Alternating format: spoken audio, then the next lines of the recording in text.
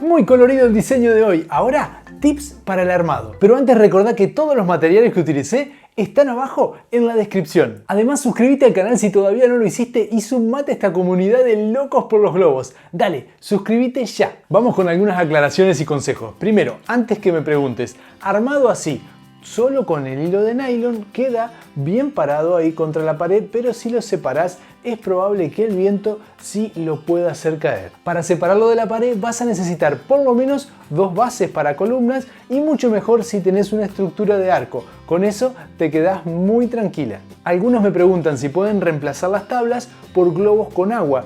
En realidad el globo con agua no es tan pesado y las patas del arco se terminan abriendo, así que no se los recomiendo. La técnica que utilicé para hacer el sol también la puedes utilizar para hacer una flor. Si te fijaste es bastante parecido.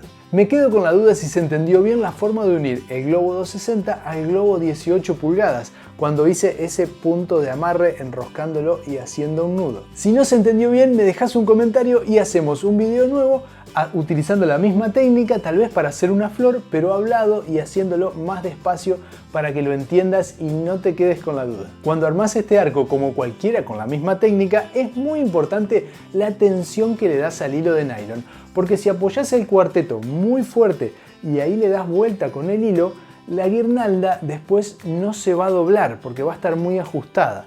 En cambio, si lo dejas muy suelto, o sea, solamente apoyas el cuarteto y ahí lo enroscas sin hacer fuerza, va a quedar muy inestable, ¿sí? Va a quedar muy blanda, así que hay que darle una tensión media. Y claro, no puedo darte un valor exacto de cuánto tenés que ajustar, así que vas a tener que probar. Si queda muy suelto, lo vas a tener que ajustar un poco, y si queda muy duro, vas a tener que hacerlo un poquito más suave. Y ahora te toca a vos, elegí alguna idea para seguir, suscríbete y dejale el me gusta a esta idea. Muchísimas gracias por llegar hasta acá y nos vemos en el próximo.